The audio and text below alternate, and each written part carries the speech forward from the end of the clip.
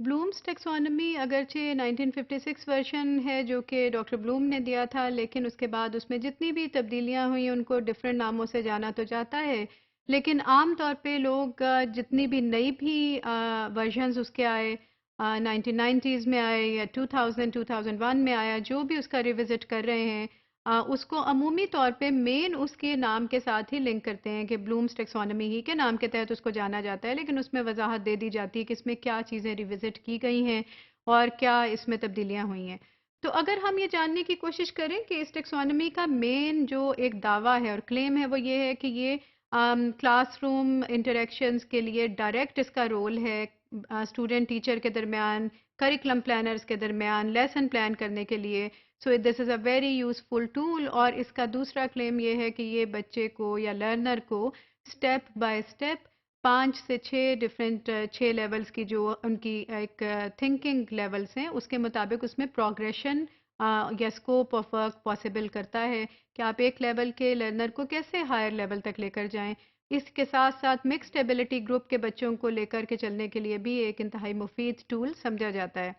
تو کیا یہ واقعی اتنا مفید ہے؟ اگر یہ واقعی اتنا مفید ہے تو کیا وجہ ہے کہ ہمیں جماعتوں میں اس کا اطلاق ہوتے ہوئے نظر آتا ہے یا نہیں نظر آتا، یا حقیقتاً ہم اس کے اطلاق کو محسوس کر سکتے ہیں یا نہیں کر سکتے ہیں؟ اور اس کا جواب عمومی طور پہ ہمیں نفی میں دکھائی دیتا ہے۔ Majority of the classrooms are quite conventional unfortunately, اور اس میں بہت زیادہ جو ایک پاسبلٹی ہے کہ ٹیچرز گریجولی اگر وہ ہر ٹیچر کی کلاس روم اس طرح کنونشنلزم کا یا ایک بہت ٹپیکل اپروچ کا شکار نہیں ہوتی، اس ہر ٹیچر کی جو کہ ایک اچھا اور مشاقی رکھتا ہو اپنے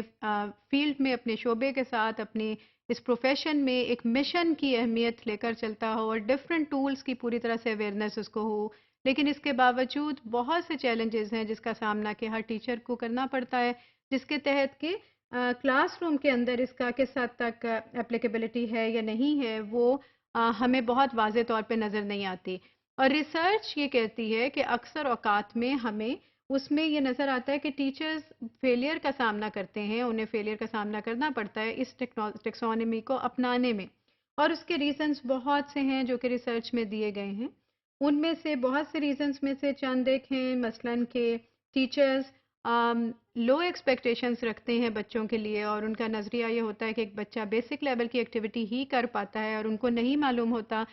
کہ وہ بچہ کس لیول پہ ایکچولی سٹینڈ کر رہا ہے۔ تو ٹیچرز کی یہ ایبلٹی کہ وہ بچوں کے لیول کو آئیڈینٹیفائی کریں صحیح طور پہ، وہ ان میں پوری طرح سے ایکوپڈ ہوتے ہیں یا نہیں ہوتے، یہ اس ٹیکسونومی کی اپلیکیشن اس کی محتاج نظر آتی ہے، ان کی ایبلٹی کی۔ اور اگر ٹیچرز کے مائنڈ میں بچوں کا لیول ایک بیسک لیول کے طور پر رہ جائے کہ وہ ابھی ریممبر کرنے کے ہی قابل ہیں، فرسٹ لیول پر ہیں، سیکنڈ لیول پر ہیں، تو یہ ہیزرڈ ہوتا ہے، یہ رسک ہوتا ہے کہ وہ موسٹلی اسی لیول کی activity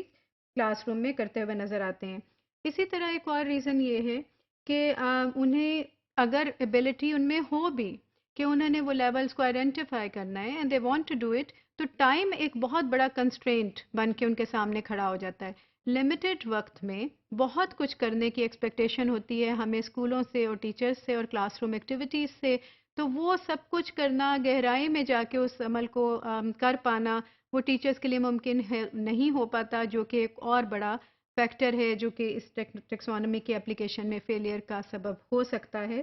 It is a complete truth that it is much easier to grade assignments based on the lower level than on the higher levels۔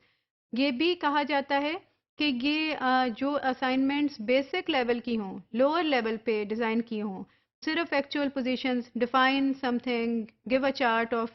فلاں فلاں انفارمیشن ان ایٹ، اور یا پھر ری رائٹ کرنا، ڈکٹیشن لینا، اس طرح کی بیسک لیول کی جو اسائنمنٹس ہیں ان کو مارک کرنا بہت ایزی ہوتا ہے، تو ان پہ رزلٹ بنانا کوانٹیفائبل بھی ممکن ہوتا ہے اور بہت ایزی ٹاسک بھی وہ لگتا ہے، جس کی وجہ سے کہ بہت سارے ٹیچرز اپنی جو ایکٹیویٹیز ہیں، because at the end of the day یہ بھی ایک فیکٹ ہے کہ انفارچونیٹلی بہت سے لوگ، بہت سے پیرنٹس، ان کی مین ڈیمانڈ یہ ہوتی ہے کہ میرے بچے کے نمبر 100 میں سے 100 آ گئے یا نہیں، 100 میں سے 90 تو آنے ہی چاہیے، اور اگر 80 آئے تو کیوں آئے۔ سو یہ وہ ڈفرینٹ مائنڈ سیٹ ہے جو کہ ٹیچرز کو یا اسکولوں کو انکانشیسلی بھی اس پیرائی میں ڈھالتا ہے، جس کی تحت کہ وہ بیسک لیول کی ایسی اسائنمنٹس دیں جن کو چیک کرنا بھی ایزی ہے اور ان پہ کوانٹیفائبل ریزلٹس دینا بھی ممکن ہوتا ہے۔ لیکن ان سب کے باوجود سوال یہی پیدا ہوتا ہے کہ کیا ایجوکیشن کا آج کل کی دنیا میں اور اسکولوں کی آج کل کی دنیا میں محض یہی ذمہ داری ہے کہ وہ ایک کوانٹیفائبل مینر میں اچھے گریڈز دیں اور اپنے چند آبجیکٹیوز کو ذہن میں رکھ کے ایک وائڈر انٹرسٹ جو ایک لرنر کا ہوئے یا جس کے لیے ہماری ذمہ داری بنتی ہے as teachers and as educationists, ان سے ہم نگیٹ کریں۔ ڈاکٹر بینجامن بلوم ہی کی ایک کوٹیشن ہے جس میں کہ وہ بہت اچھی لائن ہمارے لیے چھوڑتے ہیں اور کہتے ہیں education must be increasingly concerned about the fullest development of all children and youth and it will be the responsibility of the schools